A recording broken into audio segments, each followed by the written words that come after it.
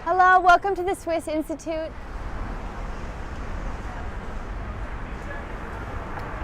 My name is Cynthia Gallows. I'm the Curator-in-Chief of the Institute.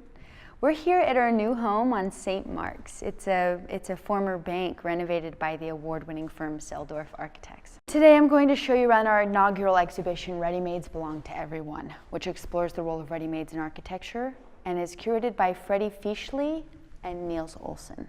Let's go. Now, the first piece I want to show you runs through the entire exhibition, but you may not even notice it, and that's because you're walking on it. It begins at the door, where the sidewalk seems to flow quite seamlessly from the street into the building before meeting the raw concrete floor that was uncovered from beneath the bank's original flooring. The thing with floors is that we forget they exist, but they mean something. Here, the concrete is meant to make you feel like the building flows seamlessly from the street, but it doesn't. There is a glass wall separating the Institute from 2nd Avenue, and that door is more than a door. It sets off the space where art can be seen. Floors are guilty. Rather, they are guilt rendered physical. They're a part of an architecture of guilt that makes the contemporary city. What is guilt here? Perhaps preserving a floor in its rawness becomes a means to legitimize a building's act of erasure. The preservation of history within the concrete floor reduces the making of private space into one of public service. So we're on raw concrete and it's covered with scuff marks. In the past, this wouldn't feel right for an exhibition space, but today it does. It matches the industrial-looking exposed ducts and wiring of the ceiling. Why do signifiers of an industrial past, which this building wasn't ever, make us feel like we're in an art space? Do we feel guilty for the way the cultural industry has overtaken the industrial economy? For the way this cultural industry caters primarily to the elite? Just some food for thought. Now we're at my second favorite piece in the exhibition, the brick walls. Given our reliance on this commonplace object of architecture, you might forget that the brick is a manufactured object. Associated with the elements and traditional labor practices, the earthen brick, dried or fired, is a product that obscures its own standardized production. It's basically a metaphor for a romanticized past, similar to the concrete floors, for instance, but even older, hence our obsession for the supposed authenticity of exposed brick walls in Brooklyn lofts. A brick is dimension to the hand that sets it, points it, or throws it. That is, the brick retains a trace of the body, like the span of the bricklayer's hand, which determines an ideal and standard form for efficient use. These measures still differ from country to country. Competing standards indicate the inadequacy of the average. Still average enough to be your average dude, but valuable enough to warrant preservation, the bricks of the Swiss Institute retain the dimension of the average in an ordered facade, one that ages and is power washed.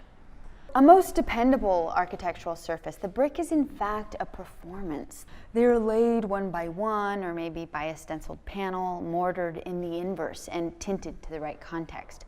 The hand endows the brick with a sense of humanity, as well as a potential to be more than just a construction material.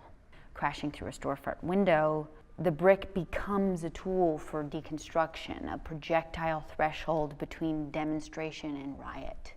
Whose hand grasps it? Where is it laid? How else might we deconstruct the standard it never achieves? We've come to the final piece in the exhibition I'm going to show you today. Welcome to a utopian world where gender doesn't exist. You're going to love it. Do you feel the oppression sliding off of you? Did you leave the effects of colonialism, patriarchy, essentialism, ableism, racism, and Republican lawmakers at the door? Good. We're on the right track. Welcome to the bathroom, a place of historic contention in which the deepest fears of the body of the other is manifested. Human taxonomies have decided where people use the restroom through binaries such as men's, ladies, white, colored, able-bodied, disabled, and paying customers versus the public.